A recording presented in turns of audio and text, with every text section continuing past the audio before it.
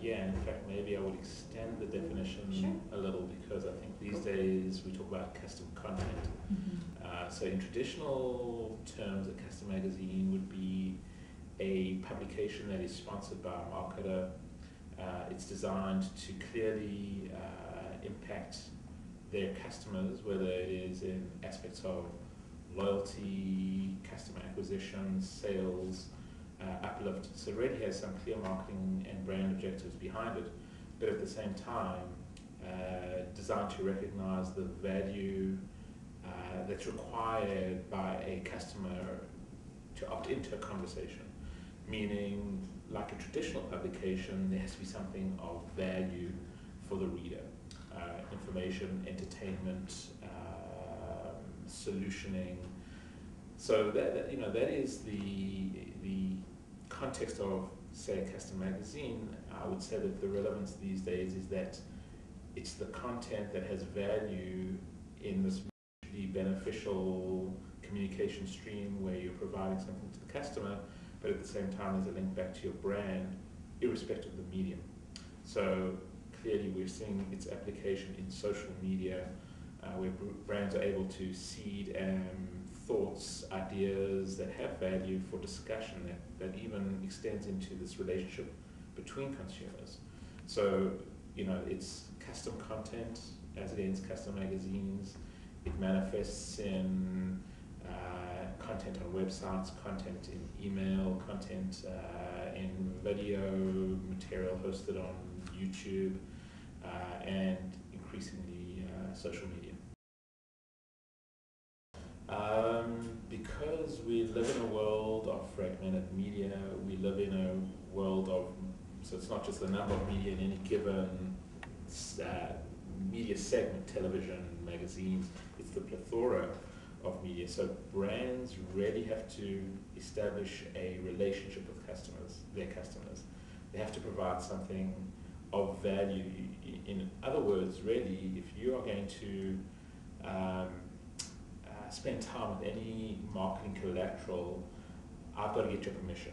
Consumers are in control, not the brands. So instead of us, brand trying to push, you have to create this immersive experience that people actually look for. Will Google, craft recipes, just by way of example, if I stick with the craft theme. So it is important that there is this value proposition to a reader to engage, and that again, it'll come in the form of entertainment, solutions,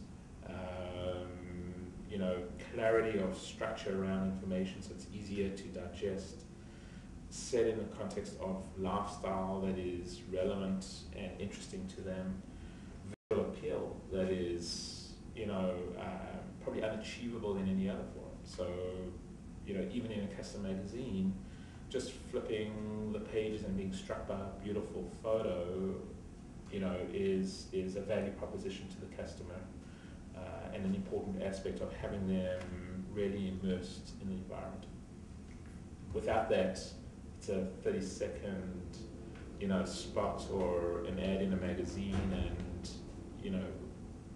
people are really reluctant to give over permission for that kind of a relationship with the brand. So legitimacy to me is in the eyes of the reader, and I can tell you that in all of the research that we do around our publications and measurement systems that we have to essentially execute to prove that they work, readers overwhelmingly indicate high value. So the legitimacy has to be understood in context of this is something that consumers want, and this is something that they understand comes from a brand. What they're not looking for is critical journalism, and we don't offer it. And so it would not be legitimate to suggest that custom publishers are in a position to provide critical journalism. But I think that, my perspective is no one goes to that territory. So I kind of proffer whether that's a point of view that's reflected by the readers or the publishing industry. Right. Trying to preserve a model. Well, at Totem we've actually created, we're coining a new phrase called marketing journalism. And I do believe that there is a momentum to this notion of applying a journalistic skill set, things that you've been trained to do in terms of getting to a story that is rooted in research, is rooted in insight, that is structured in a manner that is a good, exciting, interesting read with the appropriate visual representation, but tied into business objectives.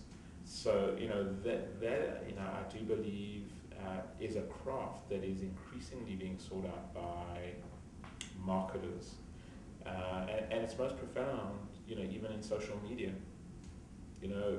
and for that matter, the digital world. So believe me, there are kids that will go to Nike.com to get great content, well written, perhaps more so than a traditional media brand, because it's brilliant content and it's freely available.